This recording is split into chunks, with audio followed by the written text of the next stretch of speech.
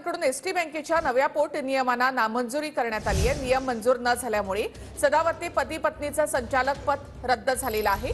ST कामगार संघटनेचे अध्यक्ष संदीप शिंदे यांनी ही माहिती दिली। तर संदीप शिंदे हे शरद पवारांच्या ताटाखालचा माणूस आहेत अशी टीका गुणरत्न सदावर्तेंनी केली आहे। संदीप शिंदेंनी आमच्याविषयी खोटी माहिती दिली असं सदावर्ते म्हणतात।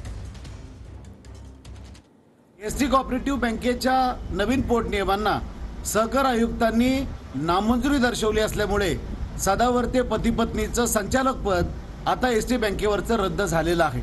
सदावर्तेंनी बेकायदेशीररित्या वार्षिक सर्वसाधारण सभेच्या जे काही विषय आणलेले होते ते बेकायदेशीररित्या आणले गेले।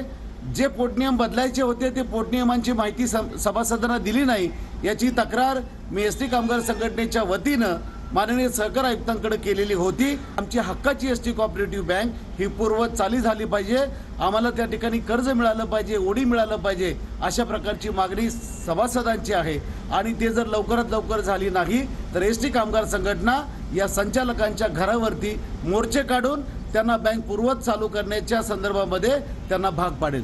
35 कोटी रुपये आणि मोठ्या मालमत्ता जमवल्या अशा शरद पवारांच्या ताटाखालच्या व्यक्तींनी असे खोटे बातम्या पसरवणे, तुम्हाला फेक न्यूज देणे, नुसती फेक न्यूजच तुम्हाला देत नाहीत तर तुम्हाला उल्लू बनवणे हे काम आज झालेलं आहे।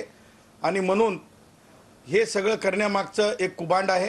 कारण या विद्यमान निवडणुकीमध्ये शरद पवारांना झुगारून एसटीतला कष्टकरी तो शरद पवारांच्या विचाराच्या विरोधात उतरलेला आहे आणि ही कुठेतरी आग लागलेली आहे।